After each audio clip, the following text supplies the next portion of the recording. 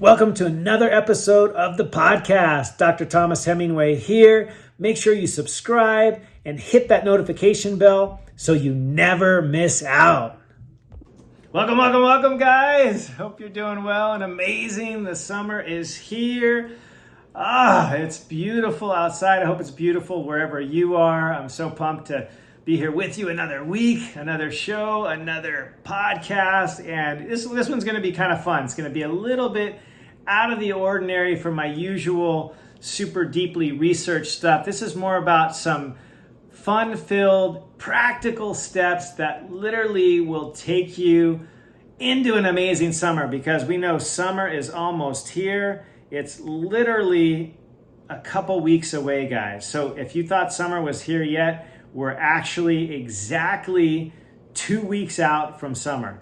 Officially, June 21st is the start of summer, and that's happening really soon. And so I thought, why not get you guys ready, get you guys pumped, and let's do a little bit of a, swing into summer, a fit for summer, whatever you want to call it. We're going to give you some high yield information on how you can just springboard into your summer with the energy, the health that you want. It's going to be awesome. It's going to be exciting. But without further ado, wanted to first just thank you for being here. Wanted to share a recent review I got because I love just sharing what you guys are posting about. So let me just read one from Maddie3MO. It says, I've been listening to the podcast for the past few months. It's made me feel so much more knowledgeable about my body and overall health.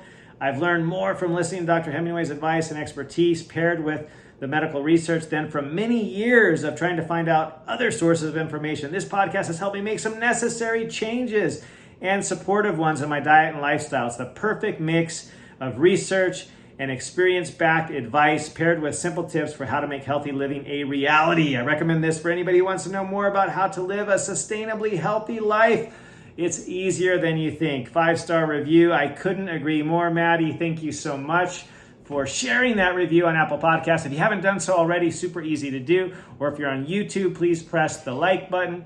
Please hit the subscribe. It's so critical. Write a review. It's so important to get this information out there. And if you don't write a review, there's less people are going to hear about it. Less people are going to take these action steps, and less people will be improving their lives. So thanks in advance for doing that. I hope that you'll share this with anyone you love who really you're hoping will also have an amazing summer, like I'm hoping you will as well. And we're going to talk about some simple steps on how you can do that. So excited to share that with you. And I also wanted to just quickly plug my new group called the Thrive Community, because together we meet, we discuss, you ask me questions, we do all things health.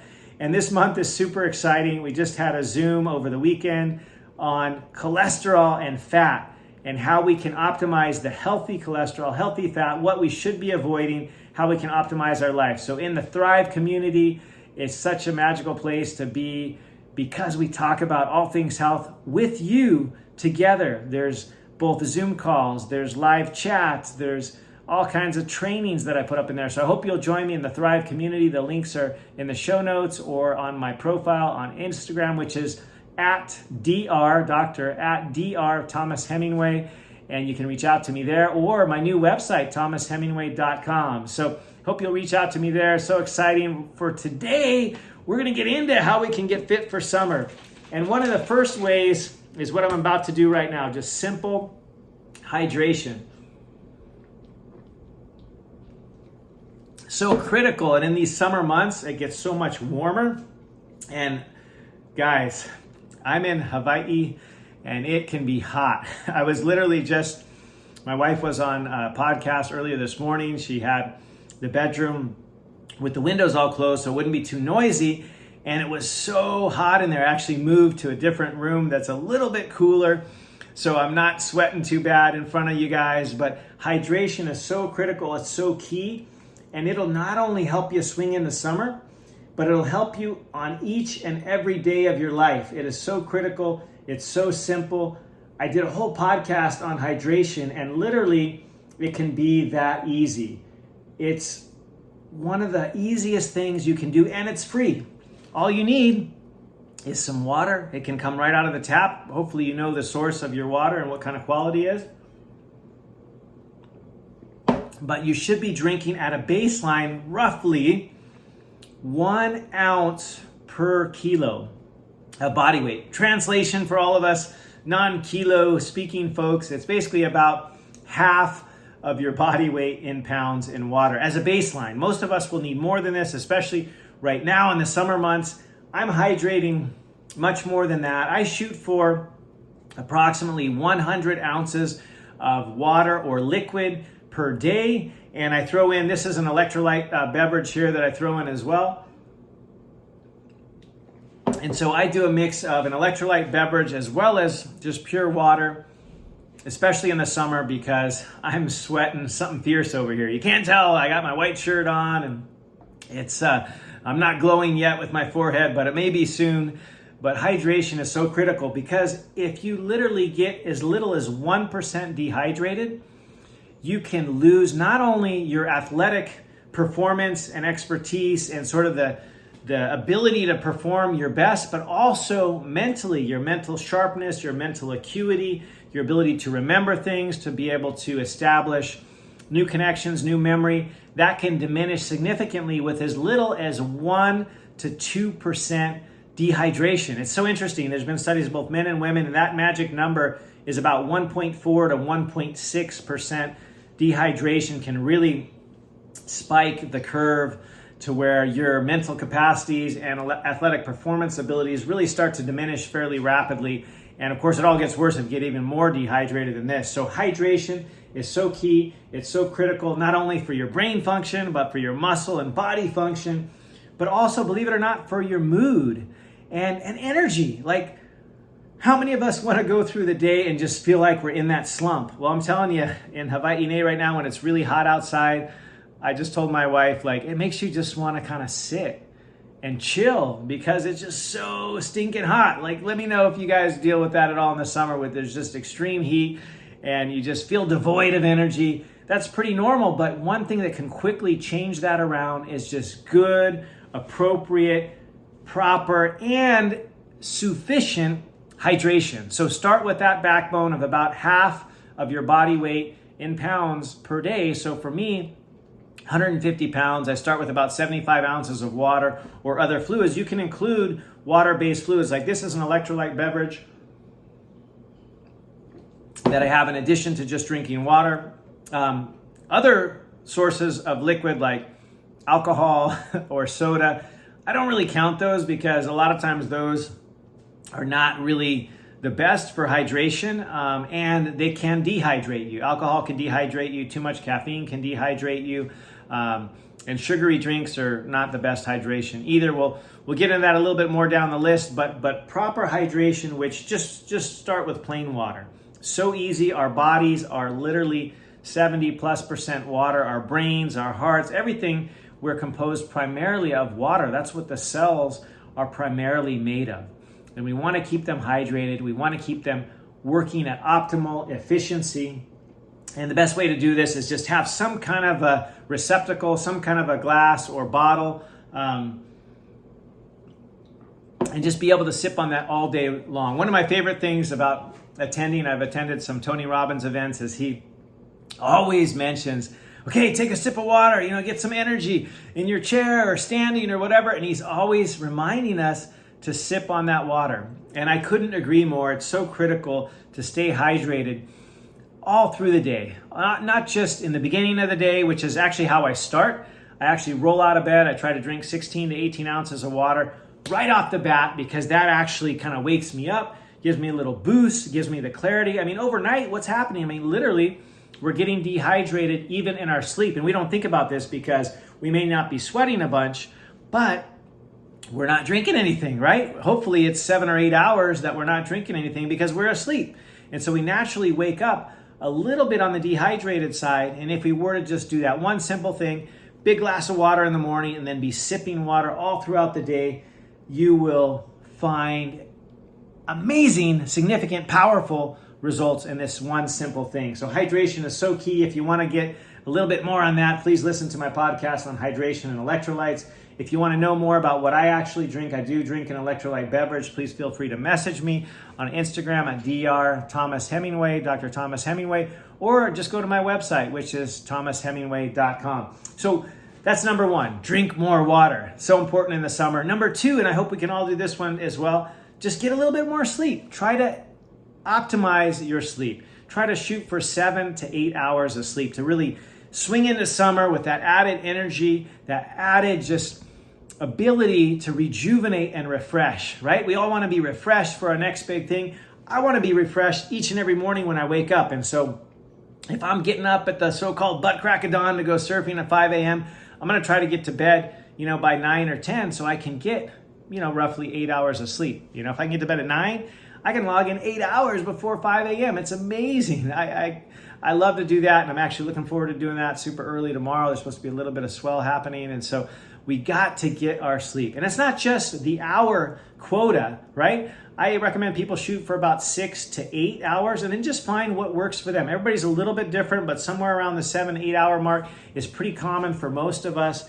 And if we can get good sleep, quality sleep, efficient sleep, that is so important. So a couple of quick pearls on that. Try to have a routine. Try to go to bed about the same time each day. Try to get up in the morning about the same time each day. You don't have to set an alarm clock. You can just open your windows and let the daylight kind of wake you up. That's what I do. I lately haven't been using an alarm clock at all. And like clockwork, every morning I'm awake before 6 a.m. because it's starting to get light. It's perfect. Tomorrow I'm going to get up a little bit earlier. We have a flight. And so I'm going to get up a little bit earlier, try to bang out my surf session before. So I'm going to set my alarm for tomorrow. But usually I just let the light wake me up. And I try to log in 7 or 8 hours each night. And so routine is key. Number one, routine. Number two, food curfew. I know it sounds a little weird. We should have a bedtime curfew, which goes with rule number one, right? Have a routine. But we should also have a food curfew. We should try to stop eating about 3 hours prior to going to sleep, because if we're eating right before bed, our body shunts or sends all this blood flow to our gut, to our digestive tract, and it's going to be working hard, and it's not going to really allow us to get a good restful sleep if we eat too late in the evening. So try to eat your dinner 2 to 3 hours before, hopefully closer to 3, but start with 2 hours if you can. If you eat late like I do sometimes, I really have to push the envelope towards an earlier dinner, especially in the summer, because most places, even in Hawaii, it's light later than normal. Even here, it's light until almost 8 p.m. The kids are outside, they're skateboarding we have a half pipe, we have, scooters, we have bicycles, they might be playing pickleball. All this stuff is going on almost till sunset every night. So we're working harder to push that dinner time a little bit earlier like we did last night. And we went back outside after dinner. It was still light. I went and skateboarded on our half pipe. The kids were riding bikes. They were doing pickleball. So just push your dinner a little bit earlier. Try to have about a 3 hour window after you eat dinner or your last meal before you go to bed, and you will sleep so much better. So dinner, 3 hours before bed. I call it a food curfew. Make it a routine. You'll notice phenomenal benefits. And then if you eat earlier, you have more time to do what I love to do, is take an after dinner walk, because walking after dinner or after any of your meals will help significantly decrease the insulin resistance and the glucose spike and the insulin spike that naturally occurs after we eat a meal. So it's better for your blood sugar, it's better for your energy, and it will be better for your sleep. So if you can get out there 15 minutes after dinner, go for a little walk, you will recognize significant stuff. So that's the next one. The next curfew we should have is about a 1 or 2 hour curfew on our devices, which means TVs, computers, laptops, iPads, iPods, whatever we have. iPods, right? I'm dating myself. But I remember the days before the iPad. Shout out to everybody out there who had one of these MP3 players, which I had. But turn the devices off at least 1 hour before bed, because you don't want to have your eyes staring into this blue light, which tells your brain to be alert, to be awake. It actually activates an area in the brain that literally tells your body to stay up, and it suppresses or pushes down or makes harder for that evening spike in the melatonin, which helps you get to sleep. So if you're staring into a screen late at night and then you're like, okay, I'm going to turn it off and I'm trying to go to sleep real quick, I'm not surprised if that doesn't really work for you. I know it doesn't really work for me. I need to give myself, I try to shoot for about a 1 hour window before bed, because that's just a little bit easier. It's a little bit more realistic. Maybe we want to watch something with the fam. It's a weekend, or we want to get a little work done after dinner. but try to do at least a 1 hour curfew on your devices, on the blue light emitting devices. And what I've noticed is if I shift that in my last hour before bed, I just pick up an old-fashioned BOOK, right? I pick up a book. It's made all the world a difference. And I kind of ease into my evening, try to do something relaxing. For me, it's reading a book or journaling, writing in a gratitude journal, something simple like that. Super, super helpful. Try to do that about 1 hour before bed, and you will notice a significant improvement in your sleep. Have a little bit of downtime, I like to call it, a little bit of downtime, okay? Other people like things like getting into a warm tub, just kind of soaking, relaxing in a tub. I personally don't really do the tub thing, but whenever I have the option, I try to sit in the hot tub, for a little bit in the evening. That kind of makes me sleepy, makes me tired, makes me get ready for bed. So whatever your routine is, be it a hot soak in the tub, be it hot shower, reading, journaling, mellow time with your partner, whatever that is, just chit chat, trying to just ease into your evening without a device for about 1 hour. I find that to be super helpful. So most of us, I think, will benefit from a couple of these simple tips because, it's summertime, the kids are out of school, or at least in my house, the kids want to be having like movie night 3 or 4 nights a week. And that's, we're trying to kind of put a little bit of a limitation on that. We're definitely flexible. It's kind of midweek right now. We just had a movie night, and then we're going to not do one tonight. And so we're having a couple during the week, but we try to, if we can, start it a little bit sooner. Try to have a little bit of a window if you can. But routine, food curfew, and device curfew are critical. There's a lot of other nuance besides that. Try to get your room as dark as possible, make it resemble a cave. The blackout curtains, the sort of noise protection if you live in a noisy place. Maybe wear earplugs. Around here, it's the roosters that go crazy at all hours of the evening. Anybody who's visited Hawaii knows that very well. They don't shut up all night, really. It seems like they start at midnight and they go the whole evening till the morning. They don't just start right at the dawn. They go all night pretty much. So I'm used to it. It doesn't bother me, but people visiting often, I recommend earplugs and things like that. But try to limit, the noise, the distractions. If there's external light in your room, unplug things, like if you got a night light or things like that. I wouldn't recommend those in the bedroom. Maybe put it in the hallway if you need to find the bathroom at night, that kind of thing. Especially the red ones are kind of cool, the amber ones, because they don't mess up your clock so much. I try to do that, the red night lights. But try to avoid too much noise, too much light, exterior lights, things like that. So blackout curtains are great. A cool sleeping environment. If you need to run AC, that may help at night. That ideal temp, depends on who you talk to, right? Somewhere between 65 and 68 degrees, or maybe even up to 70 for some people. I personally like it closer to 67, 68. My wife likes it closer to 70. We have to kind of arm wrestle about it, but we tend to try to get it down to upper 60s. And that's just comfortable. Then we can get under the covers. We don't wake up sweating, that sort of thing. So environment is critical. Have it your bedroom, a sort of sanctuary, a place where you can be, able to sleep without a lot of distractions. I did a whole podcast on sleep a couple of times. I have a course on sleep to get into the nitty gritty, but the simple things for today, right now, to just go banging into summer with a great routine is just try to get to bed roughly the same time. Try to make sure you have a food curfew about 3 hours. Try to make sure you have a device curfew about 1 hour, and then just optimize your sleep environment. So that's enough of that, sleep. The next one, and I hope this will be easier this summer, is just do whatever you can to maybe optimize your stress or reduce your stress. And this is kind of a catch-22, right? Like in some ways it's summer, we're kind of relaxed, we're looking forward to family trips. And for me, I love vacationing, visiting, traveling with my family, but it also can be a little bit stressful. Like I kid you not, the travel day, whatever that travel day is, the leaving the house, getting up early, making it to the airport, or the airplane, or just a drive or whatever it is,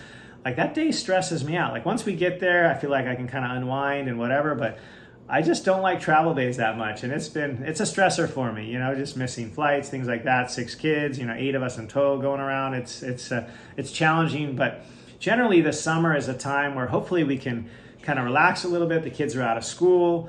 For the most part, maybe we can have just some moments with them that are less sort of, stress prone. And a couple of the tactics that I've really appreciated in my life can be very, very easy. One is a simple walk in nature.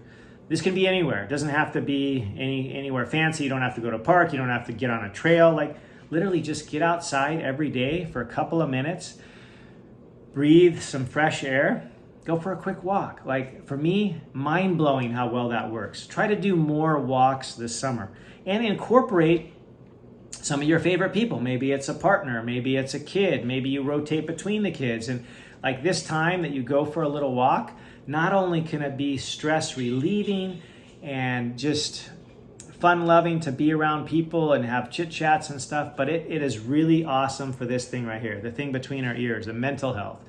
I just love it because you can potentially get vitamin M, which is some movement, vitamin N, which is some time out in nature, and vitamin D maybe, depending on what time of the day you do this. It can be incredible. So one of my favorite anti-stress techniques is a simple walk. Another one is breathing. There's a whole bunch out there on breathing. You can do all different styles. You can do the Wim Hof. There's just so many.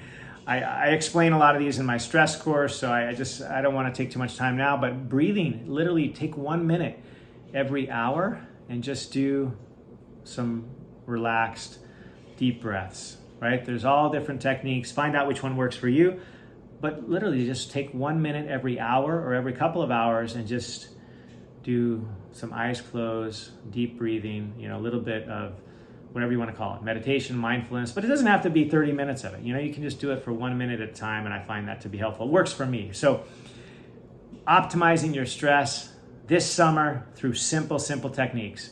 I'm only posing simple stuff, guys, stuff that you can easily do. I hope you'll make a list and you'll set some goals. I'm going to go for a walk today. I'm going to do a couple minutes of breathing today. Maybe you'll just do a couple of minutes of some mindfulness or gratitude. These are amazing anti-stress things. Go back and re-listen to my podcast on stress, or even, grab my course, which talks all about it. But these are really simple techniques that have big dividends, and they're basically free, right? It doesn't cost anything to take some deep breaths. It usually doesn't cost anything to go for a walk in nature. These kinds of things. Having some mindset shifts where, we're pummeled with all different kinds of stressors. And a lot of them come from our devices. They might come from our phone. They might come from our TV. They might come from our emails or whatever. So I would also encourage you to take some moments where you can be device free. Preferably when you go for your walk. I usually take my device in case I snap a photo of something cool or whatever it may be, but I usually put it on airplane mode so I can at least have 10 or 15 minutes where nobody bugs me. I'm just going for a walk, that sort of thing. But if, a dog bites me, heaven forbid, or something else happens, I have my phone for an emergency. Or if you're able to, just go without it for a few minutes. It's nice to take a little bit of time in a device-free mechanism to just enjoy some nature, some fresh air. So stress optimization, amazing. The next thing I wanted to talk about briefly, I think we're at number 4, is just a little bit about one of my favorite things, my vitamin M. M is movement. It's just what we do. It's exercise. It might be something simple like, I know it seems a little weird, and I actually didn't plan this at all, but if you guys are watching me on YouTube, I literally just reached down and grabbed a free weight that I have at the base of my desk. I have these things literally all over the house, and the reason that I do is because I love to just mix it in to my daily activities. And so your movement doesn't have to be complicated. It doesn't have to be at a gym. It doesn't have to be difficult. It can be as easy as picking up a free weight and moving it a few times every hour. My other favorite, which I was on a chit chat with a friend before this, and we were talking about my solution to movement during the day if you have to be at a desk job, and it's a cardboard box. Like literally, I put a cardboard box on my desk and make that a standing desk. And you can see that I'm standing right now. If you're watching on YouTube, I'm bouncing around. I got my free weight here that I'm swapping arms in. I'm doing it on the other side. And I literally have a standing desk with just a box on top of, my regular desk, because I don't have a standing desk wherever I go. And it's amazing to have the option, and it's basically free, right? How many of us have some cardboard laying around? It's amazing. So easy, so simple. Try it. Get a standing desk this summer. You don't have to buy one, but literally put a cardboard box on your table, your island in the kitchen, or wherever you do your work. And literally you can convert what may be a normal desk into a standing desk in seconds. And ergonomically, you're upright, you can bounce back and forth, you can stand, you can walk in place. Like this little movement, I know it sounds so crazy, and I'm kind of like exaggerating, getting a little goofy on the camera here if you guys are watching me on YouTube, but this little bit of movement can make huge differences in your day, in your energy, in your life. Like, I'm just smiling even, just talking to you guys, just thinking about just moving my body, and it's so dang simple. This is like impromptu, unplanned, but if you're working at a standing desk, you can literally move your body a little bit in any moment during the day. My recommendation is, if you got a desk job or what have you, at least take 2 or 3 minutes to do something.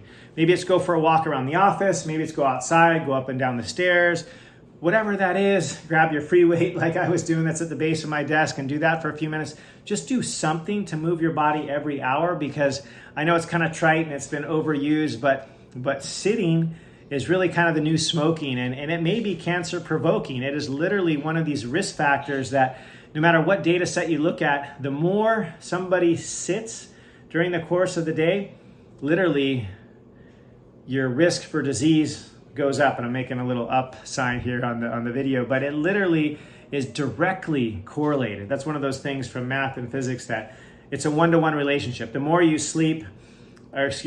the more you sit, still thinking about sleeping because I had an amazing night's sleep last night, but the more you sit during the day, the more your risk goes up for all the chronic diseases you can think about. Everything from heart disease to cancer, diabetes, obesity, all these things are related in some way to the amount that we are sitting. So try to sit less, get a standing desk, get a cardboard box, move a little bit more. And the other way that I hope that you'll incorporate is what I just did, is incorporate some resistance training into your regimen. A lot of us get into one kind of thing. Maybe it's we run every day, we walk every day, we do a certain thing, and we just don't mix it up.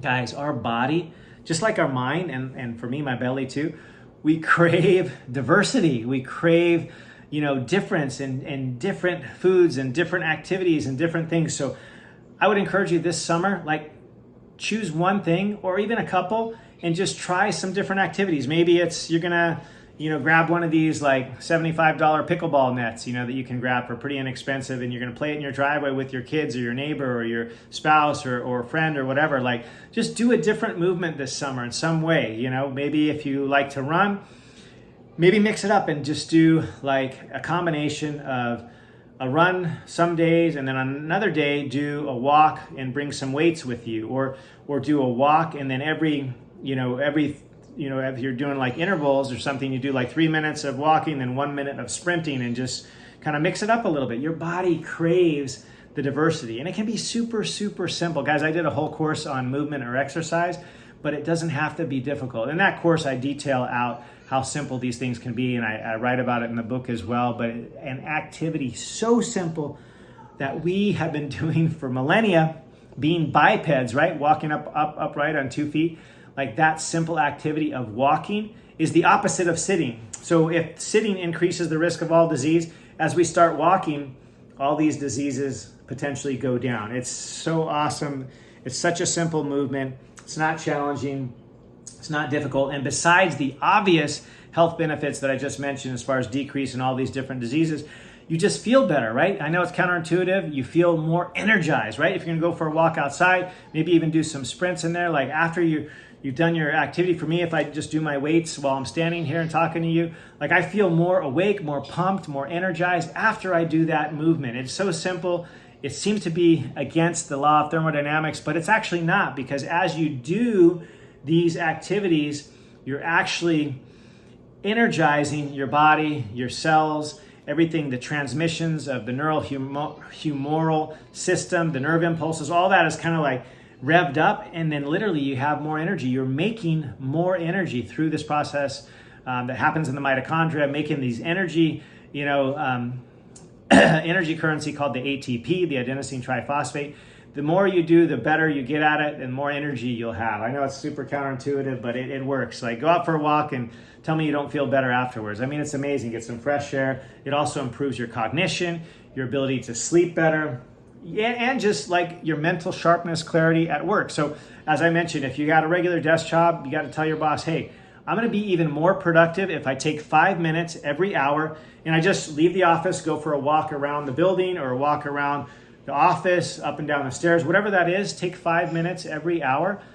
simple walk, and you will be more sharp, more refreshed, more clear, and you'll actually be even more productive at work. Like, prove me wrong on this. The data suggests that this simple activity, quick movement, can be a game changer in your energy, your sharpness, mental clarity, cognition, and dang it, you just feel good. It feels nice to do that. So movement was the next thing I wanted to talk to you about. There's more on that on previous podcasts, as well as I have a whole course on movement. The next thing, I know we're getting a little bit more exhaustive, but if there's a habit that you have that may not be awesome, like maybe it's smoking, or maybe it's drinking every single night, or whatever, this summer is a great time, a little bit of change of scenery. Sometimes we might be going for a visit of someone or some place or whatever. Use this as an opportunity to change it up and maybe try to quit smoking, or try to not drink every single night, or whatever, because these things are not awesome for the body, right? Smoking, never seen a study that shows it's good for the body, right? Alcohol, prove me wrong here. I know a lot of sources will say, hey, it's good to have some alcohol in moderation because it has that thing that's in red wine, right? We all have heard about this. Even, it's been manufactured, in a supplement form, right? It's from that deep color. It's a phytonutrient, right, inside the red wine, but it's also found in things like blueberries. This is resveratrol, right? You guys have heard of resveratrol. You don't have to drink wine to get it. I don't drink it all because I just really never, well, I'll be honest, I have a family member, a super close family member, who's an alcoholic, and it's literally, alcohol has ruined his life, and I would never want to have, I know we have genes in the family that make us a little bit more predisposed to get addicted, and I certainly don't want to have that. But also, like Dr. Daniel Amen, who's a colleague and a fellow physician out there, he's done literally millions of brain scans, and he says universally, alcohol shrinks the brain. So I don't want my brain to be shrunk. I don't want yours to be shrunk. So if you do drink, maybe cut back a little bit. Maybe, if you like to have a glass of wine every single night, maybe just make it a night or two a week kind of thing. Like you'll save a bunch of money, number one, right? But you'll also have a smarter, bigger brain. So he always mentions that the size of the brain is inversely proportional to the amount somebody drinks. So the more that somebody drinks, as your drinking goes up, your brain size goes down, right? That's inversely proportional. So maybe take this summer and change up something. If there's some kind of a not so awesome habit you have, whether it be smoking, drinking, or maybe it's just eating junk food, like whatever that is, change it up this summer, make a real intent, write it down. Like I have lists all over the place. I write crap down, and once I write it down, I know it's cheesy, but I post up these Post-it notes around the house that reminds me, it brings it to my memory, like, hey, I'm working on this one thing. So this summer, mix it up. Pick something that you want to start doing, like maybe it's more movement, it's the sleep thing that we talked about, it's, whatever it may be, hydrating, optimizing your stress, one of those things, but also pick something to stop doing. And if that's smoking or alcohol or whatever it is, pick something that's not an awesome health habit that you can quit this summer, and then a bunch of things that you can add. So one of the things that I think many of us could improve upon, even me, is try to not eat crappy foods, right? Those highly processed grains, sugars, carbohydrates, like these things that come with the 3 Bs, the bag, the box, the barcode, that especially have these processed flours and sugars.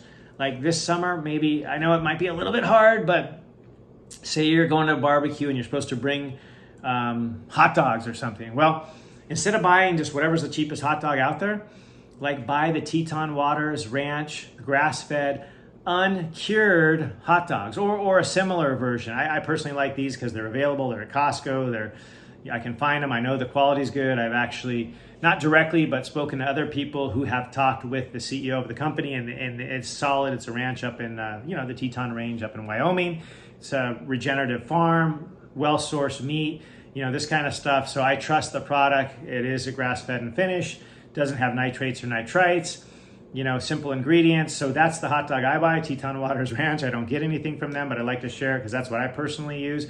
So if you're going to a barbecue, just bring a little bit higher quality, food item. Or if you're just making a barbecue at your house, choose a little bit higher quality food item, because I know it's easy, it's summer, and we want to just buy chips and that kind of thing, but maybe instead of the chips, just bring a watermelon. Like, who doesn't like watermelon on a hot day? So these simple things replacing one thing for another. Instead of chips, maybe just eat watermelon. Instead of the crappy hot dog, buy a grass-fed and finished one, or grass-fed and finished beef if you're making hamburgers. Whatever it is that you're doing, just try to up the ante a little bit, up your game, right? We want to up our game and everything else in life. Why not up level our diet this summer? So try to bring down the processed food level and bring up the real food level. And I would encourage you, this is one thing that I'm personally trying to do, is at least every single week, try to eat one new, real, whole, fresh food. So one new thing that you haven't really eaten before. So like for some of my kids, you know, they've tried kimchi. Some of them like it, some of them don't. Some of them have never tried it. Well, this week I bought a different type of kefir, you know, that fermented milk yogurt kind of drink. And a couple of them tried it out. I bought a different kind of yogurt. You know, we like Greek yogurt, and the full fat is best if we can find it. And every week I try to at least incorporate one new product or one new whole fruit or vegetable. I also bought some fresh papaya here locally. I love papaya. My son also loves papaya. And so we can easily access those. But I like to try some other fruits as well, like rambutan, for example, lychee. Here in Hawaii, we have all kinds of weird exotic fruit. And I'm trying to get my kids to kind of sample these other kinds of fruits and vegetables that are out there that we don't get to eat every day, because now that we're in Hawaii for a while, it's so nice to have access. And any place you go, just go to one of these open farmers markets where you can try different things and make it a goal to just try one new thing a week. Just that's simple, one new thing. When you go to the grocery store, you know, pick up something there in the fruits and vegetable produce aisle that you've never eaten before, research it, find out about it, maybe find a menu online and incorporate that into your diet that week, because literally there are 200,000 to 300,000 edible, you know, plants, fruits, vegetables, things like that we have available to us. And you guys have heard me talk about this, but our diet is primarily made up of about 4 species of plants. Like 50% of it, sometimes up to 60 or 70% is made up of corn products, soy products, rice products, and wheat products. And most of those, really, honestly, we could probably do without all of those. But that makes up over half of our diet, at least our calories wise. So let's branch out a little bit. Literally, there's couple 100,000 edible things out there. Every week, pick one thing, all right? So we're gonna try to reduce the processed food, reduce the sugar. The last thing I wanted to share with you, which is my probably most enjoyable thing about the summer, is the opportunity to connect and just be around people. This is so fun. It's available, right? We have gatherings, we connect with people. It's just a good time to share, to grow together, to share insights, to bond, to connect, because that connection is so powerful. Not only does it potentially elate and bring up our mood, you know, having this bonding and connection. You can even do this potentially with your favorite feline friend or canine friend, right? Just bonding with your animal will actually increase your mood. And this hormone called oxytocin, which is kind of like a negative stress hormone, it's the antithesis. It kind of does the opposite. Instead of elevating blood pressure like the usual adrenaline, noradrenaline, you know, cortisol, epinephrine does, it actually lowers the blood pressure. Blood pressure relaxes the mood, increases the happy hormones like serotonin. The simple act of connecting with people. So connection, I would encourage you to really connect with someone or somebody this summer, or even go out and do some new activities where you're with the groups of people that are like-minded, whether it be a sporting or hobby type of movement activity, group bike rides, group walks, group exercise classes. We're starting to get together a little bit more nowadays, and if you do it outside as well, even more amazing. But this kind of connection with people, even what I love to do is just barbecue with people, bring some friends over, go to the beach, barbecue, whatever, and just have people around you. Even if it's just your own family, just try to take more of an initiative to eat together at night. Like we try to at least have one meal a day where we're all sitting down together. And it's, for us, it's been a game changer. It helps us connect with our kids. We can talk story, as we say in Hawaii, and it's beautiful, it's magical, and that connection is just so key. So that's my last sort of big ticket item for this summer. I'm going to review them really fast for you. Number 1 was hydration. Just do it every day, each and every day. Start with a full glass of water. Try to hit half of your body weight in pounds each and every day. So for me, it's about 75 ounces of fluid, usually mostly water. Sometimes I throw in, usually about once a day, an electrolyte packet as well. Second one was sleep. Optimize your sleep. Make it a goal to try to get your 6 to 8 hours, whatever that's optimal for you. Monitor something about that sleep every night. How do you feel the next morning? You can keep a little journal, see what works, what didn't work. We talked about the food curfew. We talked about the device curfew. Stress was the next one. How can we optimize, minimize, or just be able to, use this stress potentially to our advantage? And we can do that through a lot of ways. How do we make it subside? We talked about breathing. We talked about movement. We talked about positive sort of outlook and things. In fact, I'll just share this with you. There was a giant study, I think it was about 2012, took 180,000 people and they classified their level. Each person got to pick high, low, or medium stress. And those that had the highest level of stress, some of them had an increased risk of dying, but it was only those who believed that stress was bad for them, that it was harmful and it could hurt them. The group that didn't believe that stress was bad for them, they had a different outlook and they thought, hey, this stress could actually be empowering. It could be a growth promoting experience. Like a lot of us experience all kinds of crazy stress the last couple of years. If we've been able to see that as an opportunity and we pivot and we grow, that stress can actually have the opposite of decreasing our lifespan. It can actually improve our lifespan, our health span, and our energy levels if we just view it in a different way, as a positive challenge in our life. Instead of as this negative Debbie Downer that brings us down, we look at it as an opportunity to grow and to pivot and to improve something. So just the outlook alone is super critical with how we look at stress. And then the next one was movement. Just pick something every single day, whether it be get a box and put it on your desk, whatever that may be for you, some weights at the side of your desk like I do. Incorporate some kind of movement each and every day. And then the last was connection. We talked also about a little bit about food and eliminating some things as well. So if there's some things you might have to eliminate from your diet, be it smoking, alcohol, bad foods, processed foods, whatever, we talked about that. But mostly we talked about adding things, right? Adding amazing things like better hydration, better quality sleep, optimizing our stress, optimizing and making very regular our movement and connecting with people. So I know it's kind of a lot for a super quick podcast on how we can optimize our health for this summer. But don't worry, there's plenty more of this. If you guys want more, just check me out at Dr. Thomas Hemingway on Instagram, or just Dr. Thomas Hemingway, or my website now that's up and running, ThomasHemingway.com. I have so many more resources for you guys, everything from the podcast to courses that I've done on all of these topics to, just my weekly wisdom that comes out usually every Thursday that has health tips and things. So check me out on those platforms. Please, if you listen to me on the major podcast platforms like Apple or Spotify or YouTube, please write a review, give me 5 stars, and just tell me what you're loving, what you're enjoying, what is awesome for you. So share it. I just love to hear that. So I'm just pumped to be here with you. I'm so grateful to just have the opportunity to, share this with you. And these little quick pearls, I hope, will just empower you to have the best summer ever. Not just the best day ever, but the best summer ever. And these 5 or 6 simple steps that we articulated. And I know for me, they've all been game changers, and I just can't wait for just an incredible summer. It's only 2 weeks away, so I'm wishing that for you, and I'm pumped, and I can't wait to see you again real soon. A big aloha to you. So until next time, we'll see you real soon. Big aloha. Welcome to another episode of the podcast.